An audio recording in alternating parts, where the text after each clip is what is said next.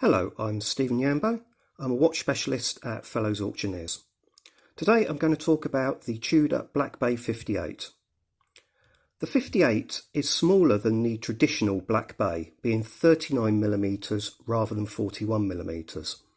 Also, interestingly, it's 3mm thinner, so it wears a lot nicer on the wrist, especially if we're wearing a shirt or a jumper. It's less to snag. Nowadays, it's really hard to find a diver's watch that is under 40mm. The size gives the watch a really vintage aesthetic. Also as well, that adds to this, is the snowflake hands that harks back to the Tudors in the 1970s. The riveted bracelet, like the Rolexes from the 1960s, and also has the red triangle that was a feature on early Rolex and Tudor Submariners. The oversized crown is another feature that harks back to the golden days of Rolex in the 1950s.